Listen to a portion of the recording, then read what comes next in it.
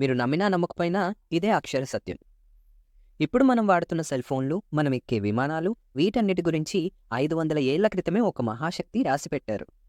సైన్స్‌కు కూడా అందని ఆ షాకింగ్ ప్రిడిక్షన్స్ ఏంటో తెలుసా? మొదటిది వింటే మీరే అస్సలు నమ్మలేరు. ఆయనే శ్రీ పొత్తులూరి వీరబ్రహ్మస్వామి గారు. ఆయన తన కాలజ్ఞానంలో ఇప్పుడు జరిగే వింతలు ముందే చెప్పారు. అందులో నంబర్ 1, గాలిలో పక్షులు కాని పక్షులు తిరుగుతాయి అన్నారు. అంటే ఇప్పుడు మనం చూస్తున్న విమానాలు మరియు డ్రోన్లు. నంబర్ 2, నీళ్లు అమ్మి బ్రతుకుతారు అన్నారు. అప్పట్లో అందరూ నవ్వారు.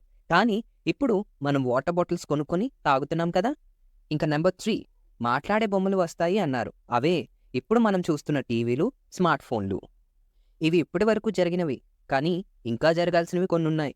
అవి వింటే గుండాగిపోతుంది. ఆయన ఏం చెప్పారంటే కాశీలోని ఉన్న గంగానది కనుమరుగైపోతుంది. కంచె కామాక్షి అమ్మవారు కళ్ళు తిరుగుతాయి. యాగంటిలో ఉన్న బసవన్న విగ్రహం ప్రాణాలతో లేచి రంకెవేస్తుంది. ఇవన్నీ జరిగిన కొన్ని రోజులకే ధర్మస్థాపన కోసం కల్కి అవతారం వస్తుంది అని చెప్పారు. మీరు ఇదంతా కేవలం నమ్మకం అనుకోవచ్చు. కానీ ఒక్కటి గుర్తుపెట్టుకోండి. 500 ఏళ్ల క్రితమే చిన్నపిల్లల తలలో మెరుస్తాయని, విత్తనాలు లేని పంటలు పండుతాయని ఆయన చెప్పారు. ఇప్పుడు అవన్నీ మనం కళ్ళారా చూస్తున్నాం కదా! సైన్స్ చెప్పలేని ఎన్నో విషయాలు మన సనాతన ధర్మం అప్పుడే చెప్పింది.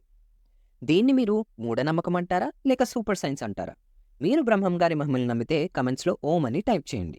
ఇంతవరకు ఈ విషయం తెలియని మీ ఫ్రెండ్స్ అందరికీ ఈ వీడియోని వెంటనే షేర్ చేయండి. మరిన్ని డివోషనల్ మిస్టరీస్ కోసం వెంటనే ఫాలో అవ్వండి.